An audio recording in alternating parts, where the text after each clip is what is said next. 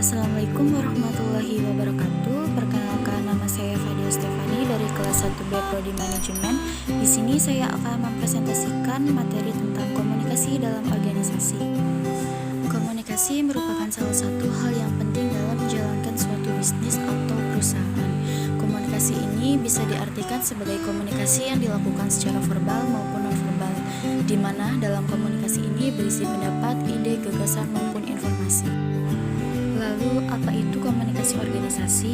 Komunikasi organisasi merupakan bentuk pertukaran pesan antara unit-unit komunikasi yang berbeda di dalam suatu organisasi. Adapun pengertian komunikasi organisasi menurut para ahli yaitu yang pertama, menurut Goldharber 1986, komunikasi organisasi adalah sebuah proses penciptaan serta saling menukar pesan dalam satu jaringan hubungan yang bergantung oleh satu sama lain untuk mengatasi lingkungan tidak pasti atau lingkungan yang berubah-ubah. Ronald Blow mengemukakan pendapat bahwa komunikasi organisasi adalah suatu program komunikasi pada kajian bidang public relation (PR) mengenai hubungan internal serta hubungan pemerintah dan hubungan investor dalam organisasi. Sedangkan De Victor berpendapat bahwa komunikasi organisasi merupakan sebuah usaha mengirim serta menerima pesan baik dalam kelompok formal maupun informal dalam suatu organisasi. Tujuan penerapan komunikasi dalam organisasi yang pertama, meningkatkan kerjasama. Kerjasama di antara anggota organisasi bisa dicapai dengan lebih mudah melalui komunikasi. Tanpa adanya komunikasi, organisasi individu sebagai anggota organisasi mungkin tidak akan berinteraksi dengan individu lainnya. Ini tentu menjadi hal yang kurang bagus, mengingat sebuah organisasi harus benar-benar mengutamakan tujuan yang ingin dicapai, dan itu hanya bisa dicapai bila ada kerjasama yang baik antara anggotanya. Yang kedua, memudahkan koordinasi. Komunikasi juga bisa mempermudah koordinasi di dalam organisasi. Dalam konsep komunikasi sendiri, kita juga bisa mengetahui bahwa ada jaringan komunikasi dan prinsip lain di dalamnya yang dapat menyokong koordinasi dengan lebih mudah. Katakanlah ada informasi tertentu yang perlu diteruskan dengan cepat, tentunya harus ada koordinasi antara anggota yang baik. Ini bisa terwujud dengan adanya strategi komunikasi organisasi. Kemudian yang ketiga, mengembangkan organisasi. Organisasi bisa berkembang dengan lebih baik jika ada proses komunikasi di dalamnya. Yang keempat, melakukan evaluasi. Komunikasi juga bisa membantu untuk melakukan evaluasi di dalam organisasi. Pencapaian apa saja yang sudah diraih perusahaan bisa dievaluasi untuk kemudian menjadi bahan masukan sebagai peningkatan dalam organisasi. Inilah mengapa kemudian organisasi dikatakan lebih cepat berkembang jika ada proses komunikasi yang tepat di dalamnya. Yang kelima, melakukan pengamatan. Yang keenam, proses umpan balik yang mudah. Umpan balik bisa dilakukan dengan adanya komunikasi.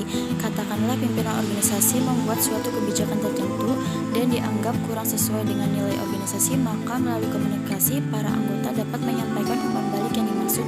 Umpan balik adalah bentuk komunikasi sebagai tanggapan terhadap informasi yang diterima oleh komunikan. Yang ketujuh, menghubungkan organisasi. Dan yang kedelapan, sebagai penyebaran informasi yang efektif. Kemudian teknik komunikasi organisasi sendiri ada komunikasi verbal dan non-verbal. Teknik komunikasi verbal, teknik ini digunakan untuk mendiskusikan sebuah gagasan atau ide, mengekspresikan opini, menjawab pesanan dan pendengar yang baik. Komunikasi verbal yang efektif yaitu tentang pesan yang disampaikan dapat diterima dan berani untuk mendapat sanggahan atau tanggapan terhadap pesan yang telah disampaikan, sehingga hal ini sangat penting untuk mengelola nada suara dan ekspresi wajah ketika menyampaikan pesan secara tatap muka atau melalui telepon yang hanya mengelola nada suara.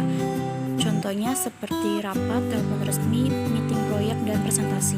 Selanjutnya, teknik komunikasi nonverbal. Menurut data laporan psikologi komunikasi bahwa lebih dari 90% pesan disampaikan melalui komunikasi nonverbal, yaitu 55% bahasa tubuh, 38% nada bicara, dan 7% adalah kata yang disampaikan. Data ini menunjukkan bahwa bahasa tubuh adalah hal penting ketika berinteraksi dengan rekan bisnis. Berkomunikasi menggunakan bahasa tubuh termasuk gerakan gestur dan postur dan kontak mata merupakan hal penting dalam aspek komunikasi nonverbal. Lalu, apa sih contoh komunikasi yang dilakukan perusahaan dan apa saja ya hambatan komunikasi sehingga tidak berjalan sesuai dengan harapan? Komunikasi sendiri dibagi menjadi dua, yaitu komunikasi internal dan eksternal.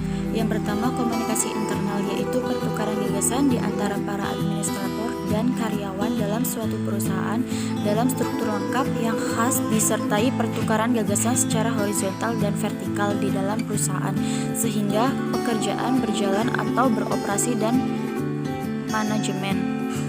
Dua dimensi komunikasi internal yaitu komunikasi vertikal dan horizontal. Komunikasi vertikal yaitu komunikasi dari pimpinan ke staf dan dari staf ke pimpinan dengan cara timbal balik.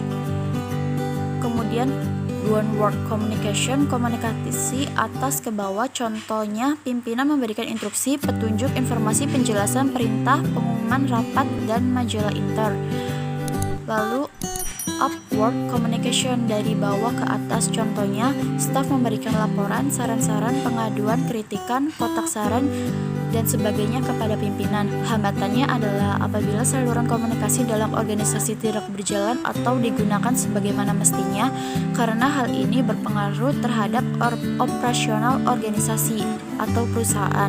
Organisasi terdiri atas sejumlah orang, melibatkan keadaan saling bergantung.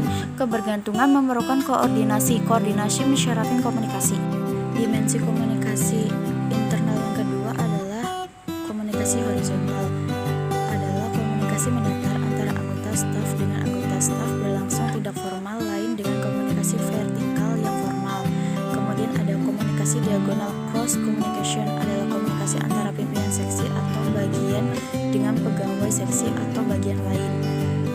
Yang kedua adalah komunikasi eksternal, komunikasi antara pimpinan organisasi perusahaan dengan khalayak audien di luar organisasi. Contohnya komunikasi dari organisasi kepada khalayak yang bersifat informatif, contohnya majalah, pers relase atau media relase, artikel, surat kabar atau majalah, pidato, brosur, poster, konferensi pers, dan lain-lain. Kemudian komunikasi dari khalayak kepada organisasi. Hambatan komunikasi dalam organisasi. Adapun hambatan-hambatan komunikasi dalam organisasi antara lain yang pertama, hambatan teknis, keterbatasan fasilitas dan peralatan komunikasi dari sisi teknologi semakin berkurang dengan adanya temuan baru di bidang kemajuan teknologi komunikasi dan informasi sehingga saluran komunikasi dapat diandalkan dan efisien sebagai media komunikasi. Menurut dalam bukunya 1976, Cruden dan Sherman Personal Management, jenis hambatan teknis dari komunikasi ialah tidak adanya rencana atau prosedur kerja yang jelas, kurangnya informasi atau penjelasan, kurangnya keterampilan membaca, pemilihan media, saluran yang kurang tepat. Kemudian hambatan yang kedua adalah hambatan sematik. Gangguan sematik menjadi hambatan dalam proses penyampaian pengertian atau secara efektif. Definisi sematik sebagai studi idea atas pengertian yang diungkapkan lewat bahasa, kata-kata, membantu proses pertukaran timbal balik arti dan pengertian komunikator dan komunikan, tetapi seringkali proses penafsirannya keliru. Kemudian hambatan yang ketiga ialah hambatan manusiawi. Terjadi karena adanya faktor emosi dan prasangka pribadi, persepsi, kecakapan atau ketidakcakapan, kemampuan atau ketidakmampuan alat-alat panca indera seseorang, dan lain-lain. Menurut Cruden dan Sherman,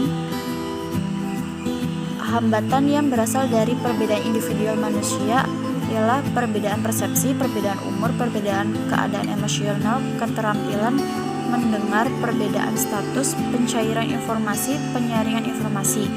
Kemudian hambatan yang timbulnya oleh iklim psikologi dalam organisasi yaitu suasana iklim kerja dapat mempengaruhi sikap dan perilaku staf dan efektivitas komunikasi organisasi.